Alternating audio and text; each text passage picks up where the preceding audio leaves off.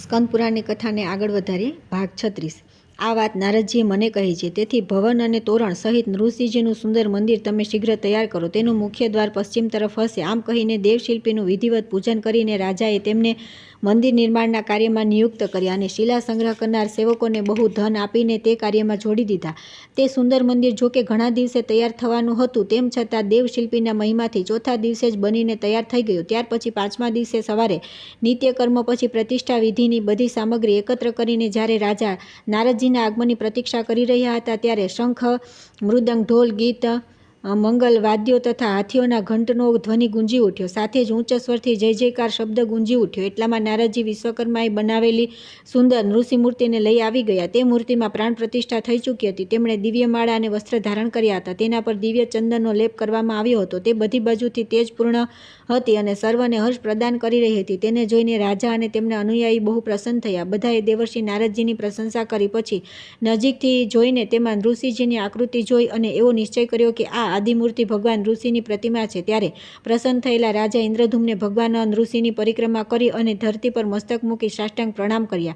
ત્યાર પછી રાજાના અનુરાગથી નારદ મુનિએ ભૂદેવી અને લક્ષ્મીદેવીની સાથે દેવાધિદેવ ભગવાન ઋષિની પ્રતિમાને રત્નમયી વેદી પર શુભ મુહૂર્તમાં સ્થાપિત કરાવી. તેના પછી વૈષ્ણવ, બ્રાહ્મણ, અન્ય નરેશો તથા નારદજીની સાથે રાજા ઇન્દ્રધૂમે ઉપનિષદો અને ધાર્મિક સ્તોત્રો દ્વારા પ્રસન્નતાપૂર્વક ભગવાનનું સ્તવન કર્યું. હે ભગવાન, આપ એક અનેક સ્થૂળ, સૂક્ષ્મ તથા અત્યંત લઘુ શરીર ધારણ કરો છો. આપ આકાશથી પર હોવા છતાં પણ આકાશ સ્વરૂપ છો. આપનું રૂપ સદા એકરસ રહે છે, અથવા આપ અદ્વિતીય સ્વરૂપ છો. આપ આકાશવત સર્વવ્યાપી છો. આપ આકાશમાં સ્થિત છો, આકાશ પર આરૂઢ છો.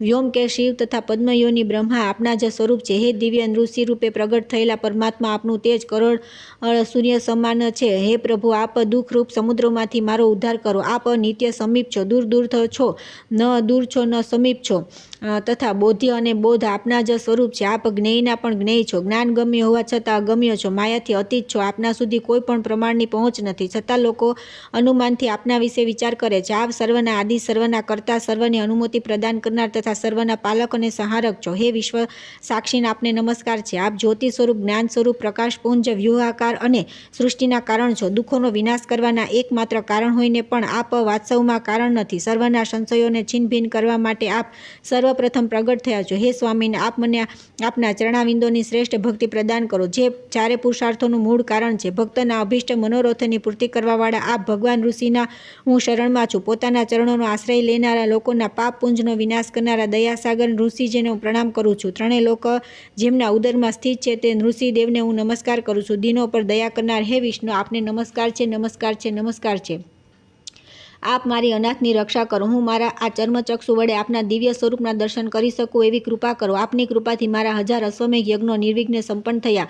મારા કરોડો પાપ નષ્ટ થઈ જાય. હે ભગવાન, જે મનુષ્ય આપનું શરણ લે તે મોક્ષના અધિકારી થાય છે. આ પ્રમાણે દિવ્ય ઋષિની સ્તુતિ કરીને રાજા ઇન્દ્રધૂમ્નના મનમાં બહુ પ્રસન્નતા થઈ. તેમણે વારંવાર જમીન પર પડીને ભગવાનને દંડવત પ્રણામ કર્યા. જે લોકો આ સ્તોત્રથી દિવ્ય ઋષિજીની સ્તુતિ કરે છે તેમને ભગવાન ઋષિ મોક્ષ પ્રદાન કરે છે. જ્યેષ્ઠ માસની શુક્લ પક્ષની દ્વાદશી તિથિએ સ્વાતિ નક્ષત્ર ના યોગમાં મહર્ષિ નારદે આ ક્ષેત્રમાં દિવ્ય ઋષિદેવની સ્થાપના કરી. જે લોકો ત્યાં તેમના દર્શન કરે છે તેઓ સહસ્ર અશ્વમેઘ યજ્ઞોથી પણ અધિક ફળ પ્રાપ્ત કરે છે. જેઓ પંચામૃત, દૂધ, નાળિયેરનું પાણી અથવા સુગંધિત જળથી ભગવાન ઋષિને સ્નાન કરાવે છે, ખીર વગેરે ઉપચારો સમર્પિત કરીને પૂજા કરે છે, જવા કુસુમની માળા, ચંદન, ધૂપ, દીપ અને તાંબુલ અર્પણ કરી સ્તુતિપાઠ, જય જયકાર, પરિક્રમા, પ્રણામ તથા દાન દ્વારા ઋષિજીને સંતુષ્ટ કરે છે, તેઓ બ્રહ્મલોકને પ્રાપ્ત થાય છે. વૈશાખની ચતુર્દશીએ શનિવારના દિવસે સ્વાતિ નક્ષત્રમાં પ્રદોષ સમયે ભગવાન ઋષિનો આદિ અવતાર થયો છે. તે તિથિએ વિધિપૂર્વક ઋષિની પૂજા કરીને મનુષ્ય પોતાના કરોડો જન્મોની પાપ રાશિને તત્કાળ ભસ્મ કરી દે છે. જે ભગવાન ઋષિના દર્શન, સ્પર્શ, નમસ્કાર, ભક્તિપૂર્વક દંડવત તથા સ્તુતિ કરે છે તે બધા પાપોથી મુક્ત થઈ જાય છે. ત્યાર પછી આવે છે ઇન્દ્રધૂમ્ન દ્વારા અશ્વમેઘ યજ્ઞનું અનુષ્ઠાન અને ધ્યાનમાં ભગવાનના દર્શન. મુનિઓએ પૂછ્યું કે હે મહર્ષે, તે ક્ષેત્રમાં ભગવાન ઋષિની સ્થાપના થઈ ગયા પછી રાજા ઇન્દ્રધૂમને શું કર્યું? જૈમિનીજી બોલ્યા કે રાજાએ સર્વપ્રથમ ઇન્દ્રાદિ દેવતાઓનું આહ્વાન કર્યું. 6 અંગ, પદ અને ક્રમ સહિત ચારે વેદોના વિદ્વાન, હજારો ઋષિઓ અને બ્રાહ્મણોને નિમંત્રિત કર્યા. જેઓ યજ્ઞ કાર્યના કુશળ અને મીમાંસા શાસ્ત્રજ્ઞ હતા. સદાચારી, શુદ્ધ, કુલીન અને સત્યવાદી વૈષ્ણવોને પણ આદરપૂર્વક નિમંત્રિત કર્યા. રાજાનું સભાભવન પથ્થરનું બનેલું હતું. તે ઘણું ઊંચું હતું અને ચૂનાથી લીપવામાં આવ્યું હતું.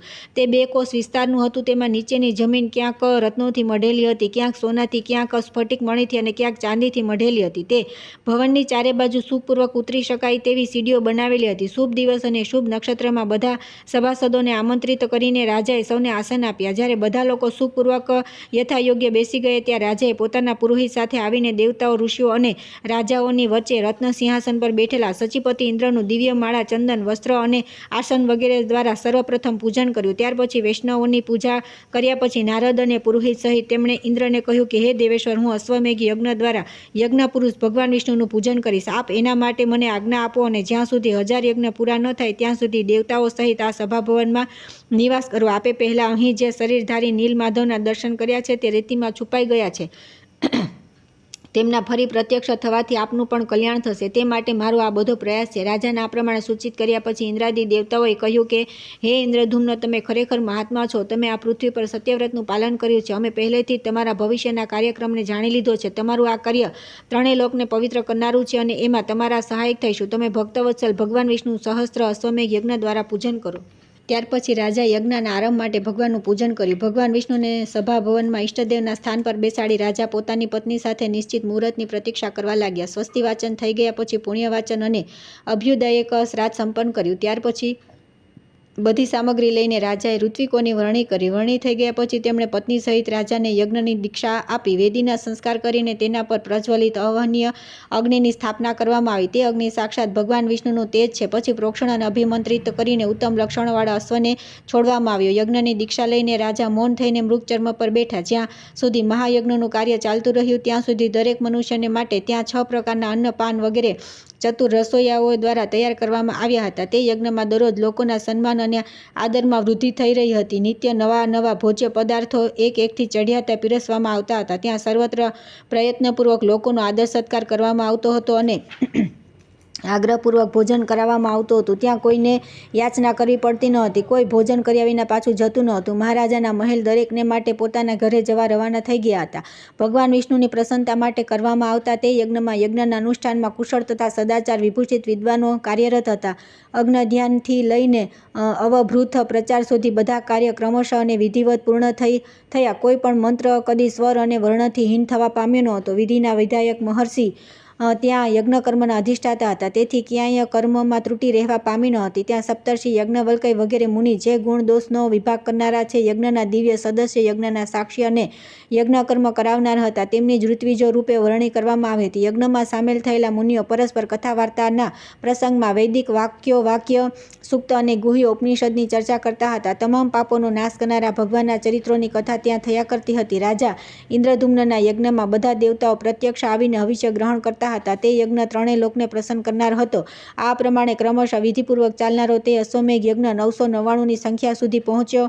જ્યારે છેલ્લો યજ્ઞ કરવામાં આવ્યો ત્યારે રાજા ઇન્દ્રધૂમ્ન દરરોજ દિવ્ય અવસ્થાને પ્રાપ્ત થવા લાગ્યા. સોમરસ કાઢવા માટેના દિવસથી 7 દિવસ પછી રાત આવી તેના ચોથા પહોરમાં રાજા ઇન્દ્રધૂમ્ને અવિનાશી ભગવાન વિષ્ણુનું ધ્યાન કર્યું. તે ધ્યાનમાં તેમણે સ્ફટિક મણિમય શ્વેતદ્વીપને પ્રત્યક્ષ જોયા જેવું લાગ્યું. તેની ચારે બાજુ ક્ષીર સમુદ્ર લહેરાઈ રહ્યો હતો. તે શ્વેતદ્વીપના મધ્ય ભાગમાં દિવ્ય મણિઓથી બનેલો એક ઉત્તમ મંડપ દેખાયો. તેની અંદર પ્રકાશમાન રત્ન સિંહાસન સુશોભિત હતું. તે રત્ન સિંહાસન પર શંખચક્ર ગદાધારી ભગવાન વિષ્ણુના દર્શન થયા. તેમના શ્રી અંગોની કાંતિ નીલમણિ જેવી શ્યામ હતી. તેઓ વનમાળાથી વિભૂષિત હતા. તેમની જમણી બાજુ હિમાલય જેવા તથા કોટી ચંદ્રમાઓ જેવા કાંતિમાન ધરણીધર અનંત વિરાજમાન હતા. તે ફેણ રૂપ મુગટનો વિસ્તાર કરીને સુંદર છત્રના આકારમાં પરિણિત થઈ ગયા હતા. તેમનું સ્વરૂપ બહુ જ મનોહર હતું. તેમણે કાનોમાં રત્નકુંડળ ધારણ કર્યા હતા. શરીર પર સુંદર નીલ વસ્ત્ર શોભી રહ્યું હતું. ભગવાનની ડાબી બાજુ શુભ લક્ષણોથી સંપન્ન ભગવતી લક્ષ્મી વિરાજમાન હતા. તેમના હાથમાં વર અને અભય મુદ્રા તથા કમળ સુશોભિત હતા. તેમના શરીરની કાંતિ કંકુ જેવી હતી અને નેત્ર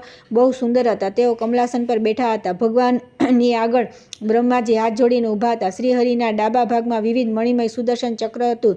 સનકાદી મુનિવરો તે ભગવાનની સ્તુતિ કરી રહ્યા હતા. ધ્યાનમાં ભગવાનના દર્શન કરીને રાજા ઇન્દ્રધૂમને ઘણો હર્ષ થયો. તેઓ ગદગદ વાણીથી તેમની સ્તુતિ કરવા લાગ્યા. ઇન્દ્રધૂમને બોલ્યા કે હે જગદાધાર, આપને નમસ્કાર છે. હે જગાત્મન, આપને નમસ્કાર છે. હે કેવલ્ય સ્વરૂપ, હે ત્રિગુણાતીત, હે ગુણાંજન, આપને નમસ્કાર છે. આપ વિશુદ્ધ નિર્મળ જ્ઞાન સ્વરૂપ છો, આપને નમસ્કાર છે. શબ્દ બ્રહ્મ નામે પ્રસિદ્ધ, આપને નમસ્કાર છે. હે જગત સ્વરૂપ, આપને નમસ્કાર છે. સંસાર સાગરમાં પડેલા દીન દુઃખી મનુષ્યોના દુઃખોનો નાશ કરનાર આપને નમસ્કાર છે. હૃદયની દ્રઢ ગ્રંથિઓનું ભેદન કરનાર આપને નમસ્કાર છે. આપ 14 ભુવનરૂપી ભવનના મૂળ સ્તંભ છો, આપને નમસ્કાર છે. કોટિક કોટી બ્રહ્માંડોની રચના કરનાર શિલ્પરૂપી ભગવાન ચક્રપાણીને નમસ્કાર છે. આપ કરુણારૂપી અમૃત સાગરને વધારનારા ચંદ્રમા છો, આપને નમસ્કાર છે. દિનજનોનો ઉદ્ધાર કરવા માટે એકમાત્ર દયા સિંધુ સ્વરૂપ આપને નમસ્કાર છે. જગતને પ્રકાશિત કરનાર જે સૂર્ય વગેરે જ્યોતિર્મય ગ્રહ અને નક્ષત્ર છે તેમની પણ જ્યોતિ આપ જ છો, આપને નમસ્કાર છે. આપ અંતઃકરણમાં પાપોને બાળવા માટે પ્રજ્વલિત અગ્નિરૂપ છો, આપને નમસ્કાર છે. આપ બધાને પવિત્ર કરનારા છો, પવિત્ર વસ્તુઓમાંથી સર્વથી અધિક પવિત્ર છો, આપને વારંવાર નમસ્કાર છે. આપ સર્વથી અધિક ભારે, સૌથી મહાન અને સૌથી વધુ વિસ્તારયુક્ત છો, આપને વારંવાર નમસ્કાર છે. આપ અતિ નિકટ, બહુ દૂર અને અત્યંત સૂક્ષ્મ છો, આપને નમસ્કાર છે. હે નારાયણ, આપ સર્વશ્રેષ્ઠ પરમ પવિત્ર છો, આપને નમસ્કાર છે. હે જગન્નાથ, મારી રક્ષા કરો. હે દીનબંધુ, આપને નમસ્કાર છે. હે પ્રભુ, આપને સુખદ નૌકાના રૂપમાં પ્રાપ્ત કરી હું ભવસાગરથી પાર થઈ ગયો. હે રમાનાથ, આપના દર્શનથી મારા સર્વ પાપ દૂર થઈ ગયા. આપ સચ્ચિદાનંદ સ્વરૂપ છો, આપને પ્રાપ્ત થયેલા મનુષ્યોના દુઃખોનો સર્વથા નાશ થઈ જાય છે. આ પ્રમાણે ધ્યાનમાં સ્થિત રાજા ઇન્દ્રદ્યુમ્ને જગદીશ્વર ભગવાન વિષ્ણુની આ પ્રમાણે સ્તુતિ કરીને તેમને પ્રણામ કર્યા. પછી ધ્યાનના અંતમાં રાજાને પોતાનું ભાન થયું. તેઓ વિચારવા લાગ્યા, અહીં ભગવાન વિષ્ણુ કઈ રીતે મારી સામે પ્રત્યક્ષ થશે? તો ચિંતાથી તેમનું મન વ્યાકુળ થઈ ગયું. તેમણે નારદજીને બધી વાતો કહી. ત્યારે નારદજી આશ્વાસન આપતા કહ્યું કે હે રાજન, હવે તમારો શોક સમાપ્ત થઈ ગયો. આ યજ્ઞમાં અંતમાં ભગવાન તમને અહીં પ્રત્યક્ષ દર્શન આપશે. આ બધી વાતો બીજા કોઈને કહેશો નહીં. ત્યાર પછી આવે છે અશ્વમેઘની પૂર્તિ, આકાશવાણી, ભગવાનની કાષ્ટમય પ્રતિમાનું નિર્માણ, સંસ્કાર તથા સ્તવન. જૈમિનીજી કહે છે કે ત્યાર પછી રાજાના અશ્વમેઘ યજ્ઞમાં સોમરસ કાઢવાનો ઉત્સવ શરૂ થયો. તેમાં દિનજનોને મનોવાંછિત દાન અપાતું હતું. તે સમયે નારદજીએ રાજા ઇન્દ્રદ્યુમ્નને કહ્યું કે હે રાજન, હવે પૂર્ણાહુતિનું કાર્ય સમાપ્ત થાય, જેથી આ યજ્ઞ સફળ થઈ જાય. પહેલા ધ્યાનમાં જે કંઈ જોયું છે તે પ્રમાણે તમારા ભાગ્યોદયનો સમય નજીક આવી ગયો છે. શ્વેતદ્વીપમાં જે વિશ્વમૂર્તિ અવિનાશી વિષ્ણુના તમે દર્શન કર્યા છે, તેમના શરીરથી પડેલો રોમ વૃક્ષ બની જાય છે અને તે આ પૃથ્વી પર સ્થાવર રૂપમાં ભગવાનનો અંશ અવતાર છે. ભક્તવત્સલ ભગવાન હવે તે જ રૂપમાં અવતીર્ણ થઈ રહ્યા છે. તમારા જ સૌભાગ્યથી સર્વ આ પરિભગવાન અહીં બધા લોકોના નેત્રોના અતિથિ બનશે. હવે યજ્ઞાંત સ્નાન સમાપ્ત કરીને વૃક્ષરૂપે પ્રગટ થયેલા ભગવાન વિષ્ણુને તમે આ મહાવેદી પર સ્થાપિત કરો. આ પ્રમાણે વિચાર કરીને નારદ અને ઇન્દ્રદ્યુમ્ન બંને પ્રસન્નતાપૂર્વક ત્યાં ગયા અને તે વૃક્ષને જોઈને તેના રૂપમાં સાક્ષાત બ્રહ્મ ભગવાન વિષ્ણુ પ્રગટ થયા.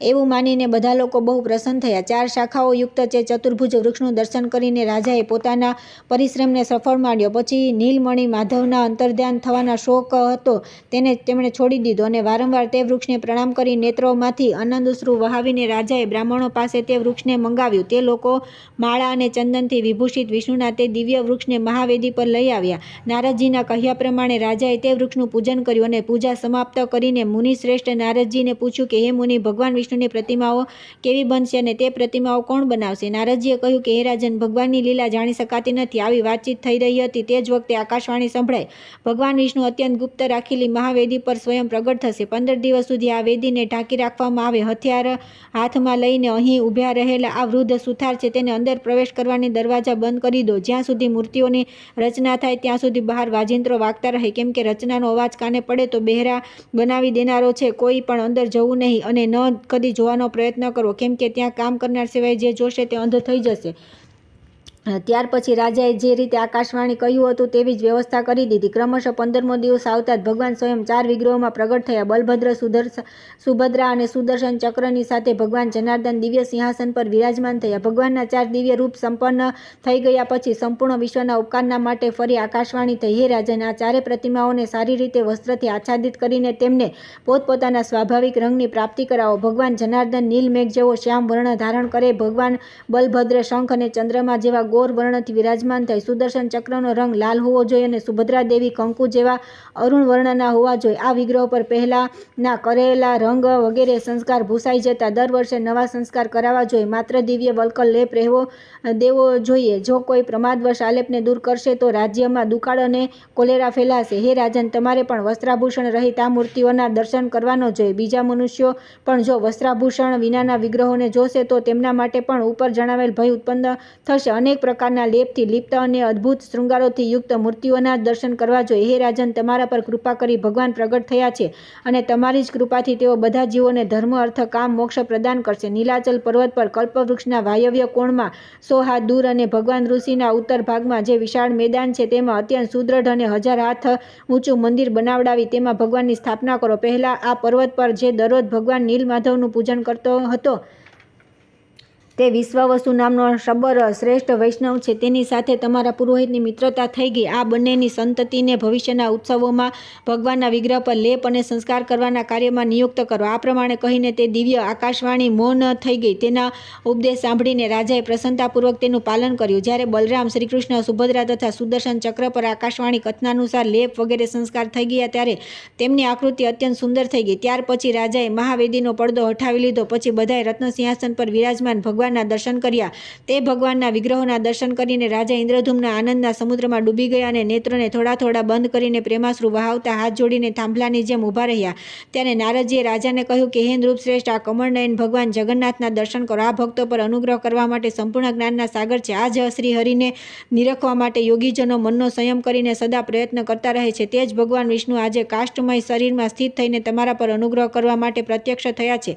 આ કરુણાસાગર ભગવાનની સ્તુતિ કરો. નારદજીને આ પ્રમાણે સાવધાન કરવાથી રાજા ઇન્દ્રધૂમને કરુણાસાગર ભગવાન જગન્નાથજીની સ્તુતિ કરી. હે દયાના સાગર મુરારે, ક્યાં બ્રહ્મા, રુદ્ર તથા ઇન્દ્રના મુગટોથી ઢંકાયેલા તમારા નિર્મળ યુગલ ચરણાવિંદ અને ક્યાં મળમૂત્ર, રક્ત, માંસ તથા અસ્થિઓથી બનેલું અને ચામડીથી આવૃત મારું આ અધમ શરીર. હે ઈશ, આ અસાર સંસારમાં ભટકવાના કારણે હું પરિશ્રમથી વ્યાકુળ થયો છું. તમને હું કઈ રીતે જાણી શકું? હે દેવ, મેં મારા કર્મો દ્વારા શુભ ભોગ માટે જે વિષય ભોગોનો સંગ્રહ કર્યો તે જ પરિણામે મારા માટે દુઃખદ થઈ ગયો. તેથી મારા જેવો દુઃખી બીજો કોઈ નથી. હે પ્રભુ, પહેલાં કદી મનથી પણ આપની ઉપાસના કરી હોત તો દુઃખ ભોગવવા માટે અનેક પ્રકારના જન્મ મને શા માટે પ્રાપ્ત થાત? હે મુરારે, શું આપના ચરણાવિંદોથી દૂર રહેવાનું જ આ ફળ નથી? સંપૂર્ણ પૃથ્વીના ધનથી ભરપૂર મારો ખજાનો, સેના, મન્ય, અનુકૂળ સેંકડો સ્ત્રીઓ અને નિષ્કંટક રાજ્ય, આ બધું આપના તત્વજ્ઞાન રહિત પશુને જેમ જ મુજ અધમના માટે બહુ બોજરૂપ બની રહ્યું છે. આમાં નિરંતર કષ્ટ જ પ્રાપ્ત થાય છે. દિનજનો પર દયા કરનાર પ્રભુ, આપના સ્મરણ માત્રથી જીવની મુક્તિ થાય છે. આ સંસારમાં આપના સિવાય મારો કોઈ સુહૃદ નથી. મારી બુદ્ધિ આપના ચરણાવિંદથી કદી અલગ ન થાય. આપ સચ્ચિદાનંદમય પરિપૂર્ણ સિંધુ છો. જેમણે હજારો જન્મનો ભાગ્યોદય થવાથી આપને પ્રાપ્ત કરી લીધા છે. તેઓ શું કદી અલ્પ સુખ અને અનંત દુઃખોથી ભરેલા વિષય ભોગરૂપી ઇન્દ્રજાળ તરફ આંખ ઉઠાવીને જુએ છે? ક્યાં તો એમાં અલ્પ સુખ અને દુઃખ ના દરિયારૂપી સેંકડો ગ્રંથિઓ છે, એવા કર્મોનું અતૂટ બંધન, અને ક્યાં અનંત અનાદિ એક અને આનંદપ્રદ આપના પવિત્ર ચરણાનવિંદ. સર્વ પર સ્વાભાવિક જ કૃપા કરનારા પ્રભો, મૂળભૂત આપ પરમેશ્વરને ન પામીને તુચ્છ કાર્યો માટે બહુ ભટકતા મુજ અત્યંત દિનની રક્ષા કરો. સંપૂર્ણ વિશ્વના એકમાત્ર વંદનીય હે વિષ્ણુદેવ, હે વેદાંત વેદ્ય, હે અવ્યય, હે વિશ્વનાથ, આપ જ સમસ્ત પાપ સમૂહનો નાશ કરવામાં સમર્થ છો. હે બળવાનોમાં શ્રેષ્ઠ બલભદ્રા, આપનો વિગ્રહ હજારો ફણાઓથી આવૃત છે. આપ ઈશ્વર છો. હું આપના શરણે આવ્યો છું. આ સંસારને આશ્રય આપનારી તથા સંપૂર્ણ દેવતાઓને ઉત્પન્ન કરનારી મંગલમય સુભદ્રાના બંને ચરણોને પ્રણામ કરું છું. હે નાથ, આ બ્રહ્માંડોનો સમૂહ જેમના કિરણોના સમુદાયથી રચવામાં આવ્યો છે તથા દૈત્યોની સેનાનો સંહાર કરનાર છે, તે સુદર્શન ચક્ર રૂપે હું આપને પ્રણામ કરું છું. આ પ્રમાણે સ્તુતિ કરીને રાજા ઇન્દ્રધૂમને ભગવાનને સાષ્ટાંગ પ્રણામ કર્યા અને કહ્યું કે હે અનાથોના બંધુ જગન્નાથ, સંસાર સમુદ્રમાં ડૂબેલા મુજ દીન તથા દુઃખ શોકથી વ્યાકુળ મનુષ્યો આપ કૃપાપૂર્વક ઉદ્ધાર કરો. ત્યાર પછી નારદજીએ કહ્યું કે અપાર ભવસાગરથી પાર ઉતારનારા ભગવાન નારાયણ, આપનો જય હો જય હો. સનક, સનંદન અને સનાતન વગેરે શ્રેષ્ઠ યોગી આપના દિવ્ય તત્વનું ચિંતન કરતા રહે છે. આપ સર્વલોક સ્વરૂપ, સર્વ લોકોને સુખ આપનારા, સંપૂર્ણ વિશ્વના ઉપકારક તથા સમસ્ત જગતના વંદનીય છો. કોટી કોટી બ્રહ્મા, રુદ્ર, ઇન્દ્ર, મરુદગણ, અશ્વિની કુમાર, સાધ્ય તથા સિદ્ધો આપના લીલા વિલાસથી ઉત્પન્ન છે. સંપૂર્ણ દેવતા અને દાનવ આપના ચરણોમાં પ્રણામ કરે છે. હે ત્રિભુવન ગુરો, આપને કોઈ પણ પૂર્ણરૂપે જાણી શકતું નથી. આપને નમસ્કાર છે, નમસ્કાર છે. ત્યાર પછી અન્ય રાજાઓ, વેદોના પારંગત વિદ્વાનો, શ્રોત્રિય મુનિ, બ્રાહ્મણ, ક્ષત્રિય તથા વિદ્વાન વૈશ્ય જાતિના લોકોએ પણ વૈદિક સૂક્તો, સ્ત્રોત્રો, પૌરાણિક સ્તુતિઓ અને સ્વરચિત કવિતાઓથી જે રીતે થઈ શક્યું એ રીતે બલભદ્ર અને સુભદ્રા સાથે કમલનયન ભગવાન શ્રીકૃષ્ણનું સ્તવન કર્યું. ત્યાર પછી રાજાએ પુરોહિતને ભગવાન વાસુદેવની પૂજા માટે સામગ્રી એકત્ર કરવા કહ્યું. પછી નારદજીના ઉપદેશથી સ્વયં રાજાએ જ વિધિ તથા મંત્રોચ્ચાર સાથે ક્રમશઃ તે બધા વિગ્રહોની પૂજા કરી. દ્વાદશાક્ષર ઓમ નમો ભગવતે વાસુદેવાય મંત્રથી બલભદ્રજીની પૂજા કરી. આ મંત્રથી ઉપાસના કરીને ધ્રુવજીએ પરમ ઉત્તમ સ્થાન પ્રાપ્ત કર્યું. પુરુષ સૂક્તથી રાજાએ યથાશક્તિ ભગવાન નારાયણની પૂજા કરી. દેવી સૂક્તથી સુભદ્રાનું તથા સુદર્શન શબ્દથી ઋચાઓથી દ્વારા સુદર્શન ચક્રનું પૂજન કર્યું. આ પ્રમાણે પોતાના વૈભવ અનુસાર ભક્તિપૂર્વક એ બધાની પૂજા કરીને ભગવત પ્રાપ્તિ અર્થે તેમણે શ્રેષ્ઠ બ્રાહ્મણોને દાન આપ્યું. ત્યાર પછી રાજાએ શુભ સમય અને શુભ નક્ષત્રમાં નારદ વગેરે શ્રેષ્ઠ બ્રાહ્મણોની પૂજા કરી સ્વસ્તિ વાચન કરાવ્યું અને જગન્નાથજીનું સ્મરણ કરતા રહી વાસ્તુ પૂજન પૂર્વક શિલ્પીનું પણ પૂજન કર્યું. ભગવાન વિષ્ણુના કાષ્ટમય અવતારના દર્શન કરી પાપ રહિત થયેલા રાજાઓને ઇન્દ્રધૂમને બહુ આદર સાથે વિદાય કર્યા. ત્યાર પછી આવે છે દેવતાઓ તથા બ્રહ્માજી દ્વારા ભગવત વિગ્રહોનું સ્તવન અને તેમની સ્થાપના. જૈમિનીજી કહે છે કે ત્યાર પછી રાજા ઇન્દ્રધૂમને શિલ્પશાસ્ત્રમાં પ્રવીણ બધા કારીગરોને મંદિરના નિર્માણ કાર્યમાં નિયુક્ત કર્યા. થોડા જ સમયમાં મંદિર બનીને એટલું ઊંચું થઈ ગયું કે તે નીચેની પૂરેપૂરું દેખાતું નહોતું. તે સમયે ભારત વર્ષમાં જેટલા સમકાલીન રાજા હતા તે બધા રાજા ઇન્દ્રધૂમ્નના તે પુણ્ય કાર્યમાં સંલગ્ન હતા. તે મંદિર બહુ ઊંચું હોવાથી આકાશને અડતું હતું અને પહોળાઈમાં બધી દિશાઓને આવૃત કરી રહ્યું હતું. તેમાં સોનું મઢેલું હતું અને અનેક પ્રકારના રત્નોથી તે પરમ પ્રકાશિત થઈ રહ્યું હતું. ક્યાંક સ્ફટિક શિલાનો યોગ થવાથી તેની શોભા શરદ ઋતુમાં વાદળો જેવી શ્વેત લાગતી હતી. ક્યાંક કાળા પથ્થરોની દિવાલો મેઘોની કાળી ઘટા જેવી દેખાતી હતી. આ પ્રમાણે પરમ સુંદર બનેલા ભગવાન વિષ્ણુના મનોહર પ્રસાદમાં વિધિપૂર્વક ગર્ભ પ્રતિષ્ઠા કરીને વીજળી પડવી વગેરે ઉપદ્રવોથી મંદિરને ક્ષતિ ન થાય તે માટે શિલ્પશાસ્ત્રોમાં નિશ્ચિત વિધાન પ્રમાણે પોતાના પુરુષાર્થથી ઉપાર્જિત કરેલા મણિ વગેરે યથાસ્થાને લગાડવામાં આવ્યા. પછી મંદિર નિર્માણ માટે જરૂરી સામગ્રીને અનુરૂપ બહુમૂલ્ય વસ્તુઓનો ત્યાં સંગ્રહ કરાવ્યો. ત્રણેય લોકના રાજાઓ મનથી પણ જેની સંભાવના કરી શકતા ન હતા તેવા મનોહર અને કીર્તિ વધારનાર મંદિરનું નિર્માણ થવા લાગ્યું. તે મંદિર તૈયાર થઈ ગયા પછી રાજા ઇન્દ્રધૂમને મુનિવર નારદજીને કહ્યું કે દેવતાઓ અને અસુરો માટે પણ જે અસંભવ હતું તે બધું મારું કાર્ય ભગવત કૃપાથી સંપન્ન થઈ ગયું. આમ કહીને તેમણે નારદજીના ચરણોમાં પ્રણામ કર્યા. નારદજીએ પણ રાજાને ઉઠાવીને રાજાનો સત્કાર કર્યો અને કહ્યું કે હે રાજન, અત્યારે તમે જીવનમુક્ત થઈ ગયા છો. ભગવાનના ચરણાવિંદોમાં તમારું અનન્ય ભક્તિયુક્ત ચિત્ત જે પ્રમાણે લાગેલું છે એનાથી વધીને મનુષ્યના માટે બીજો કોઈ પુરુષાર્થ હોઈ શકે. હે ભૂપાલ, તીર્થ, મંત્ર, જપ, દાન, મોટી દક્ષિણાવાળા યજ્ઞ, વ્રત, સ્વાધ્યાય અને તપસ્યાથી પણ જે ફળ પ્રાપ્ત કરવું અસંભવ છે તે માત્ર ભક્તિથી તમારા હાથમાં આવી ગયું છે. હે રાજેન્દ્ર, તમે દીર્ઘકાળ સુધી પૃથ્વી પર સ્થિત રહીને મોટા મોટા ઉત્સવો અને ઉપચારોથી જગન્નાથજીની ઉત્કૃષ્ટ પૂજા કરો. ત્યાર પછી ઇન્દ્રધૂમને જગન્નાથજીને દંડવત પ્રણામ કર્યા અને આ પ્રમાણે સ્તુતિ કરી. હે બ્રહ્મણ્ય દેવ, ભગવાનને નમસ્કાર છે. ગાયો અને બ્રાહ્મણોના હિતેશી, શરણાગતોના દુઃખ હરનાર તથા ચાર પુરુષાર્થોના એકમાત્ર કારણ ભગવાન શ્રીહરિને નમસ્કાર છે. હિરણ્ય ગર્ભ રૂપ પુરુષ અને પ્રાકૃત વ્યક્ત જગત બંને આપના સ્વરૂપ છે. આપને નમસ્કાર છે. શુદ્ધ જ્ઞાન સ્વરૂપ ચિદાનંદમય ભગવાન વાસુદેવને નમસ્કાર છે. આ પ્રમાણે સ્તુતિ કરતા રાજાના નેત્રોમાંથી આંસુ વહેવા લાગ્યા. તેમણે પરિક્રમા કરી ભગવાનને વારંવાર પ્રણામ કર્યા. ત્યાર પછી જે અન્ય દેવતા ત્યાં આવ્યા હતા તે પ્રસન્નતાપૂર્વક ભગવાનને પ્રણામ કરીને હાથ જોડીને તેમની સ્તુતિ કરવા લાગ્યા. દેવતા બોલ્યા કે પરબ્રહ્મ અને પરમાત્માના નામથી જેમના મહિમાનું ગાન કરવામાં આવે છે તે પુરુષ જ ભૂત, વર્તમાન અને ભવિષ્ય સર્વ કંઈ છે. આટલો એનો અપાર મહિમા છે. આ પરમ પુરુષ શ્રીહરિ સર્વથી જ્યેષ્ઠ અને સર્વના સ્વામી છે. સંપૂર્ણ વિશ્વ તેના એક અંશમાં સ્થિત છે. તેના શેષ 3 અંશ વિશુદ્ધ અમૃત સ્વરૂપ છે જે પરમ વ્યોમમાં વિરાજમાન છે. હે ભગવાન, તે અમૃતમય પુરુષ આપ જ છો. આપનાથી જ વેદ પ્રગટ થાય છે. યજ્ઞમય પુરુષની ઉત્પત્તિ પણ આપનાથી જ છે. આપનાથી જ ઘોડા, ગાય અને બકરા વગેરે પશુ ઉત્પન્ન થયા છે. બ્રાહ્મણ આપના મુખેથી પ્રગટ થયા છે. ક્ષત્રિય આપની ભુજાઓથી ઉત્પન્ન થયા છે. વૈશ્યોને જન્મ આપવાની ઉરુથી થયો છે તથા શૂદ્ર આપના ચરણોથી ઉત્પન્ન થયા છે. આપના મનથી ચંદ્રમા, નેત્રથી સૂર્ય, કાન અને પ્રાણોથી વાયુ તથા જીહ્વાથી અગ્નિ ઉત્પન્ન થયો છે. આપની નાભીથી આકાશ, મસ્તકથી સ્વર્ગ, ચરણોથી પૃથ્વી અને કાનોથી 8 દિશાઓ પ્રગટ થઈ છે. આપનાથી જ યજ્ઞકુંડની 7 પરિધિઓ તથા 21 સમિધાઓ પ્રગટ થઈ છે. સમસ્ત ચરાચર ભાવ આપનાથી જ ઉત્પન્ન થાય છે. આપ સંપૂર્ણ જગતના સ્વામી અને સંરક્ષક છો. હે પરમેશ્વર, ભયાનક રૂપ ધારણ કરીને સૃષ્ટિનો સહાર પણ આપ જ કરો છો. આપ જ યજ્ઞ, યજ્ઞાંશ, યજ્ઞેશ તથા પરાત્પર પરમાત્મા છો. આપ શબ્દ બ્રહ્મથી પર અને શબ્દ બ્રહ્મરૂપ જ છો. હે જગન્નાથ, આપ જ વિશ્વરાટ, સ્વરાટ અને વિરાટ છો. હે જગતપતિ, આપ જગત સ્વરૂપ છો. આપે જ ઉપર નીચે તથા આજુબાજુના સંપૂર્ણ વિશ્વને વ્યાપ્ત કરી રાખ્યું છે. આપનું યજન કરનાર યાજ્ઞિક પુરુષ પરમધામને પ્રાપ્ત થાય છે. આપ જ ભોજ્ય, ભોગતા, હવિષ્ય, હોતા, હવન અને તેના ફળદાતા છો. હે પ્રભુ, આપ સર્વ કર્મોના ભોગતા, સર્વ કર્મ સ્વરૂપ, સર્વ કર્મોના ઉપકરણ તથા સંપૂર્ણ કર્મોના ફળદાતા છો. આપ જ કર્મોની પ્રેરણા આપો છો. ધર્મ, અર્થ અને કામને સિદ્ધ કરનારા પણ આપ જ છો. હે ઋષિકેશ, મુક્તિદાતા પણ આપના સિવાય બીજું કોણ છે? આપને નમસ્કાર છે. આપ અનંત છો. આપના હજારો રૂપ છે, હજારો પગ, નેત્ર, મસ્તક, ઉરુ અને ભુજાઓ છે. આપને નમસ્કાર છે.